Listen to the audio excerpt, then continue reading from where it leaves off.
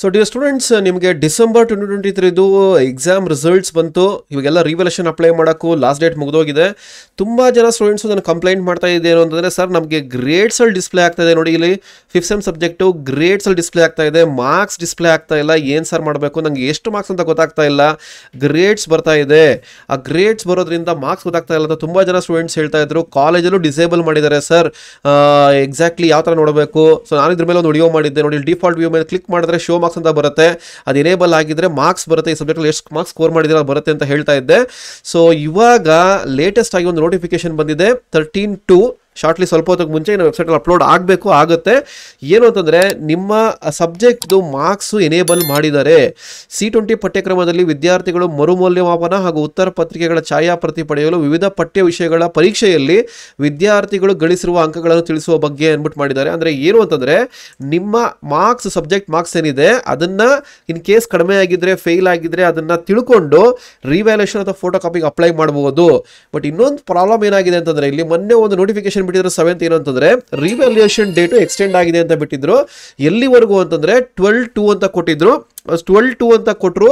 ಇವಾಗ ಡೇಟ್ ಬರೋ 13th. ಇವತ್ತು ನೋಟಿಫಿಕೇಶನ್ ಬಿಟ್ಟಿದ್ದಾರೆ, ಮಾರ್ಕ್ಸ್ನ ಎನೇಬಲ್ ಮಾಡಬೇಕು, ಪ್ರಿನ್ಸಿಪಲ್ಸ್ ಹೇಳಬೇಕು ಅಂತ. ಇಲ್ಲಿ ಏನು ಹೇಳಿದ್ದಾರೆ ಅಂತಂದ್ರೆ, ವಿವಿಧ ವಿಷಯಗಳಲ್ಲಿ ಪಡೆದಿರುವ ಅಂಕಗಳನ್ನು ತುಲನಾತ್ಮಕವಾಗಿ ಪರಿಶೀಲಿಸಿ ಮರುಮೌಲ್ಯಮಾಪನ ಮತ್ತು ಛಾಯಾಪತ್ರಗಳನ್ನು ಪಡೆಯುವ ಸಂಬಂಧ ಅರ್ಜಿ ಸಲ್ಲಿಸಲು ಅನುಕೂಲವಾಗುವಂತೆ ಪ್ರಾಂಶುಪಾಲರುಗಳು BT ಲಿಂಕ್ಸ್ ಪೋರ್ಟಲ್ನಲ್ಲಿ ಪ್ರಚುರಪಡಿಸದಂತೆ ವಿದ್ಯಾರ್ಥಿಯು ಸದರಿ ವಿಷಯಗಳಲ್ಲಿ ಗಳಿಸಿರುವ ಅಂಕಗಳನ್ನು ತಿಳಿಸಲು ಸೂಚಿಸಲಾಗಿದೆ.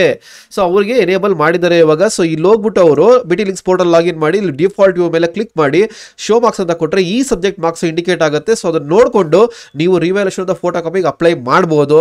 ಬಟ್ ಈ ಸರ್ಕ್ಯುಲರ್ ಪ್ರಕಾರ ಆಲ್ರೆಡಿ ಲಾಸ್ಟ್ ಡೇಟ್ ಅಂತ ಆಗಿದೆ, ನಿನ್ನೆ ಲಾಸ್ಟ್ ಡೇಟ್ ಆಗಿದೆ. ಸೊ ಇವತ್ತು ನೋಟಿಫಿಕೇಶನ್ ಬಿಟ್ಟಿದ್ದಾರೆ. DT ಅವರು ಯಾಕೆ ಈ ಥರ ಮಾಡ್ತಾರೋ, ಯಾಕೆ ಕನ್ಫ್ಯೂಷನ್ ಮಾಡ್ತಾ ಇದ್ದಾರೋ ಒಂದೊಂದು ಅರ್ಥ ಆಗಲ್ಲ. ಸೊ ನೋಡೋಣ, in case revaluation date extend ಆದರೆ, ಸೊ ಇದ್ರ ಪ್ರಕಾರ ಹೋದರೆ 14th ವರೆಗೂ ಕಾಲೇಜ್ ಕಡೆಯಿಂದ ಸಬ್ಮಿಟ್ ಮಾಡಬೇಕು ಅಂತ ಹೇಳಿದ್ದಾರೆ. ಸೊ ಎಕ್ಸ್ಟೆಂಡ್ ಮಾಡ್ಬೋದು, ಯಾಕಂದ್ರೆ ಇವತ್ತು ನೋಟಿಫಿಕೇಶನ್ ಬಿಟ್ಟಿದ್ದಾರೆ ಅಂತಂದ್ರೆ ಇನ್ನೂ 2 days ಟೈಮ್ ಕೊಡ್ತಾರೆ. So students, this the update for you. ಈ ವಿಡಿಯೋ ಯಾರನ್ನ ನೋಡ್ತಾ ಇದ್ರೆ ರಿವ್ಯಾಲ್ಯೂಯೇಷನ್ ಅಪ್ಲೈ ಮಾಡಬೇಕು, ನಾನು ಫೇಲ್ ಆಗಿಬಿಟ್ಟಿದ್ದೀನಿ ಸರ್, ನಾನು ಗ್ರೇಡ್ಸ್ ಇನ್ಕ್ರೀಸ್ ಮಾಡಬೇಕು, ಚೆನ್ನಾಗಿ ಮಾಡಿದ್ದೀನಿ, ಇನ್ನ ಮಾರ್ಕ್ಸ್ ಬರಬೇಕು ಅಂತವರು ಮಾರ್ಕ್ಸ್ನ ಎನೇಬಲ್ ಮಾಡಿದ್ದಾರೆ. ಸೊ ಈ ಒಂದು ಸರ್ಕ್ಯುಲರ್ನ ನಾನು Telegram channel, ND official Telegram channel ಹಾಕಿದ್ದೀನಿ, ಹಾಗೂ ವಾಟ್ಸಪ್ ಚಾನಲಲ್ಲೂ ಹಾಕಿದ್ದೀನಿ, ವಾಟ್ಸಪ್ ಗ್ರೂಪಲ್ಲೂ ಹಾಕಿದ್ದೀನಿ. ಇದರದ್ದು ಗ್ರೂಪ್ ಲಿಂಕು ಕೆಲವು ಡಿಸ್ಕ್ರಿಪ್ಷನ್ ಇದೆ, ನೀವು ಜಾಯಿನ್ ಆಗ್ಬೋದು. ಸೊ ಇದು ನೋಡಿಸಿ ನೀವು ಕಾಲೇಜಲ್ಲಿ ಬೆಳಗ್ಗೆ ಕೇಳಿ ಮಾರ್ಕ್ಸ್ ತಿಳ್ಕೊಂಡು ಇಲ್ಲಿ ಕ್ಲಿಕ್ ಮಾಡಿದ್ರೆ ಮಾರ್ಕ್ಸ್ ಬರುತ್ತೆ, ಶೋ ಮಾರ್ಕ್ಸ್ ಅಂತ ಕೊಟ್ಟರೆ ಬರುತ್ತೆ. ಡಿಫಾಲ್ಟ್ ವ್ಯೂ ಅಲ್ಲಿ ಹೋಗಿ ಆ ಮಾರ್ಕ್ಸ್ ತಿಳ್ಕೊಂಡು ನೀವು ಬೇಕಾದರೆ ಫೋಟೋ ಕಾಪಿಗೆ ಆಪ್ಷನ್ ಇದ್ರೆ ನಾನು ಹೇಳ್ತಾ ಇರೋದು. ಮತ್ತೆ ಯಾಕಂದ್ರೆ ಅವ್ರು ನೋಟಿಫಿಕೇಶನ್ ಬಿಟ್ಟಿದ್ದಾರೆ, ಎಕ್ಸ್ಟೆಂಡ್ ಮಾಡ್ತಾರಲ್ಲ ಗೊತ್ತಿಲ್ಲ, ಜಸ್ಟ್ ಇಂಡಿಕೇಟ್ ಮಾಡಬೇಕು ಅಂತ ಹೇಳಿದ್ದಾರೆ. ಸೊ ಕೇಳಿ, ಆಪ್ಷನ್ ಇದ್ರೆ you can apply for revaluation that particular subject. Fail ಆಗಿರಲಿ ಅಥವಾ ಫೋಟೋ ಕಾಪಿಗಾಗಲಿ ಅಥವಾ ಮಾರ್ಕ್ಸ್ ಇನ್ಕ್ರೀಸ್ ಆಗಬೇಕು ಅಂಥವರಾಗಲಿ ಅಪ್ಲೈ ಮಾಡ್ಬೋದು. ಅದ್ರ ಬಗ್ಗೆ ಒಂದು ನೋಟಿಫಿಕೇಶನ್ ಕೊಟ್ಟಿದ್ದಾರೆ, ಅದನ್ನೇ ಹೇಳಕ್ ಬಂದಿರೋದು ನಾನು ನಿಮಗೆ. ಹಾಯ್, ನಮಸ್ಕಾರ, ವೆಲ್ಕಮ್ ಬ್ಯಾಕ್, ವೆಲ್ಕಮ್ ಟು ನಮ್ಮ ಡಿಪ್ಲೊಮಾ ಚಾನಲ್. ಸೊ ವಿಡಿಯೋ ಇಷ್ಟ ಆದರೆ ತಪ್ಪದೆ ಈ ಥರ ವಿಡಿಯೋಸ್ಗೆ ತಪ್ಪದೆ ನಮ್ಮ ಡಿಪ್ಲೊಮಾ ಚಾನಲ್ ಸಬ್ಸ್ಕ್ರೈಬ್ ಮಾಡೋದು ಮರಿಬೇಡಿ. ಸೊ ಹಾಗೆ ಅಫಿಷಿಯಲ್ ಟೆಲಿಗ್ರಾಮ್ ಗ್ರೂಪ್ ಚಾನಲ್ಲು ಎಲ್ಲ ಇದೆ, ಜಾಯಿನ್ ಆಗೋದು ಮರಿಬೇಡಿ. Thanks for watching.